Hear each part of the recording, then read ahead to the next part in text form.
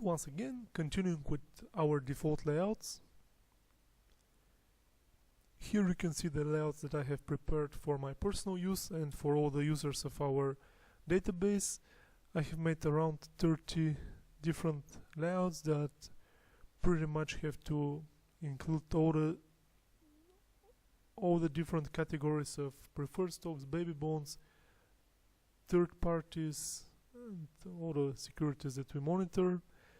For example, let me show some layouts that I have made. The first one is call risk, fixed rate, years to call less than 0, yield to call less than 0. So those are all the fixed rate preferred stocks that have call risk. The lower you are here, the higher the call risk. And here you can see that some of these securities have not been redeemed for 8 years, 10 years, 15 years. Star D has actually been redeemed, so let's see why isn't it. Oh no, Star D has not been redeemed, yes. So this is how it works. As shown in the previous video, those are the most dangerous ones that have the highest call risk, so you can just zoom here or zoom here and you see that these, for example, are bring you very high redemption risk. Another important layout, for example, would be the mortgage rates with fixed rate preferred stocks. You can see how they're priced. Their current yields are almost the same for the entire group. Only the RAS preferreds have way higher yields because of the problems the company is facing. You can zoom these ones, for example, and now you see how they differ from each other. The highest nominal yielder would be DXA. Another layout that I want to share is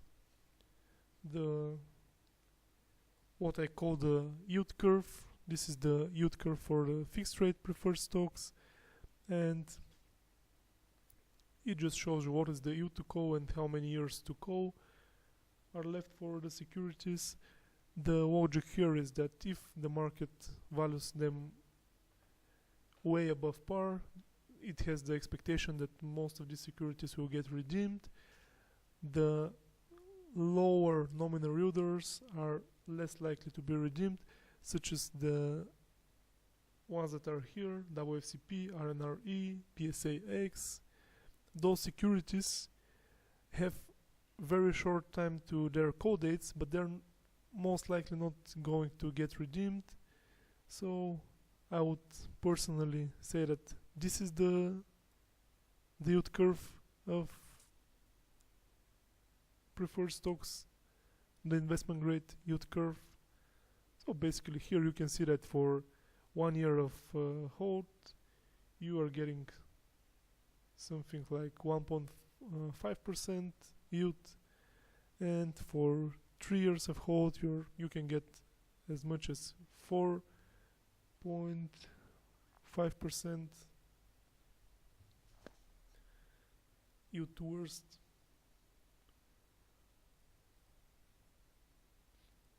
Another important layout that we have is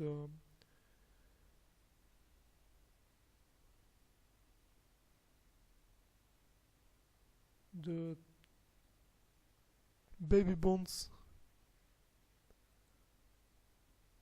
yield curve. Here you can see all the baby bonds that trade above par, that have years to call somewhere in the future, and sorted by their yield to call. So we have prepared a lot of layouts for you, and we are in the process of sharing them with all of you guys, so stay tuned.